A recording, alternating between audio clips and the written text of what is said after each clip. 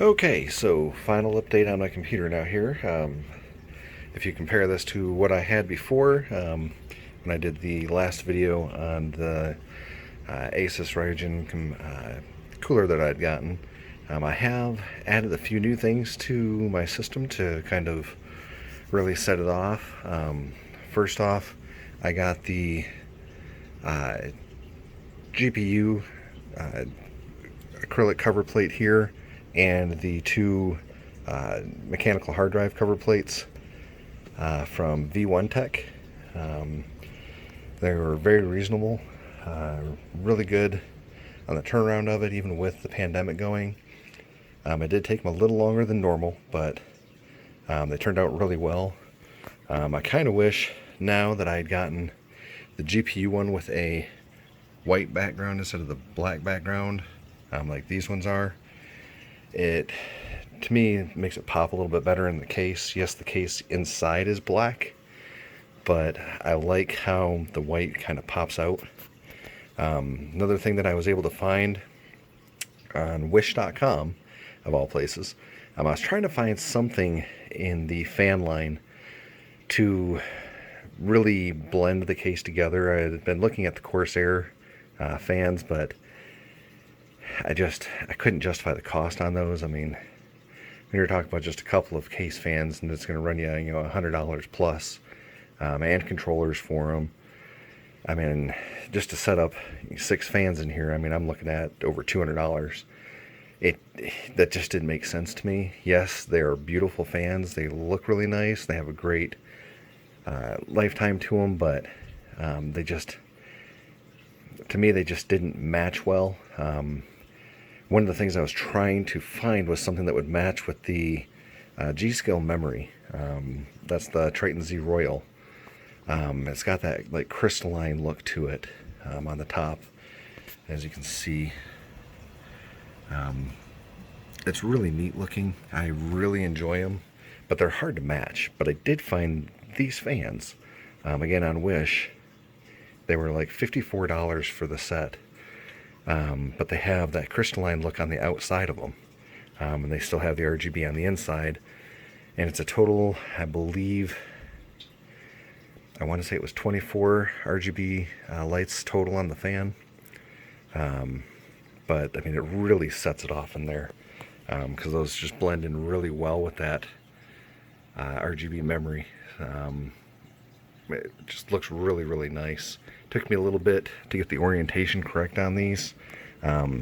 Just getting everything matched up so that when they blink, they're in sync and it's not, the fans aren't twisted side to side. But I do have the 3 on the Asus Ryzen cooler as inlets, and they're pulling in, so that way they blow across the card here, across the memory, and then 2 outlets on top and 1 outlet in the back.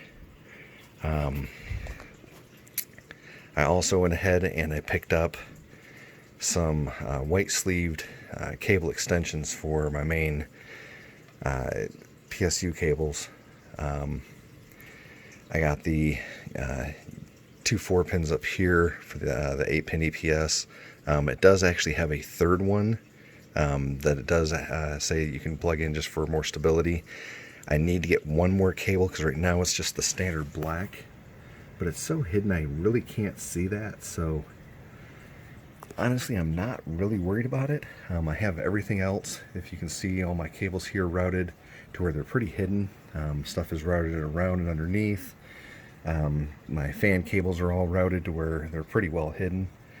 24 pin. Obviously I got the header there with the cable combs on there. Again, I got those off of Wish. I think they were like $1.99 for a whole set for the whole system. And the same with the PSU extension cables. I think those cost me around like 12 bucks. So I mean, they weren't bad. I could have gotten them just about any color I wanted, but I thought with the blue and white lighting that I have going here, usually I have some type of color with the white sparkle effect going on. It's like the star twinkle or something like that. I figured with the white twinkling, the white cables would kind of set that off. So it just matched really well. Again, I have the 8-pin and 6-pin on the GPU. Obviously, if I do upgrade that, which I'm looking at, I'm going to need probably one more set. This is actually a 8-pin set. It's just it has the other two separate, and they're tucked back behind with all the other wiring, so that way it keeps everything nice and neat looking. I will probably have to buy one more, because looking at the 3080 series, if I do get one of those, a lot of those have 3 8-pin connectors now. If they don't have the 3 8-pins, it's the new Nvidia 12-pin connector, which obviously is not going to be compatible with this, so I may have to custom sleeve that one, which, I mean, that's not that hard, but still one of those things that just kind of ruin a perfectly meshed system. So, but on the bottom you can see the two full-size hard drive covers that I got. I just wanted to cover up those ugly mechanical drives, but they are 2 terabyte drives. They're 2 terabytes each, and there's 2 of them. So, I mean, I just wanted to put in some mechanical storage there for storing a lot of stuff like my photos and, important files, something that, is going to have some good longevity to them. And they're Seagate drives. My ones I replaced them with, they were 500 gig Seagate drives I'd had for, probably going on 10 years. And I know they were really reliable. I still have them. I'm keeping them as spares. I might make a media server out of them. There's no failures on them. There's no smart errors yet, so I'm not too concerned about that. Everything is nicely meshed together. You can see my Destiny 2 character up there, my Death Star, and then my wonderful Iron Man Mark 1 chess piece. Other than that, everything worked really, really well in here. It really looks good, meshes well. It's nice and clean. I'm definitely really, really happy with it. Again, I saved quite a bit of money by going through Wish. There's other ways I could have done this, but I figured cost-wise, this was probably the best. But that's it for now, you guys. Let me know what you think of the build. Like, subscribe, tell your friends. If you have questions on anything, let me know. If you want to know fan speeds, noise levels, anything like that, I'm more than happy to let you know. I can tell you right now, it's really quiet. It's barely noticeable. The loudest thing in the system is the small fan that's on the Asus Ryujin cooler. It does have a small fan that directly blows on the chipset and across the VRMs and hits the memory too, but I keep that in the silent rating. I find that it helps, but it's not worth the noise.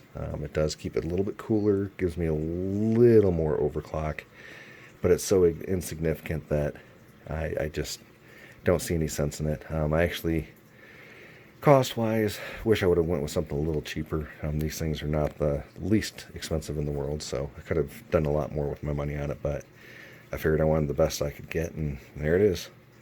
But again, let me know what you guys think. Thanks.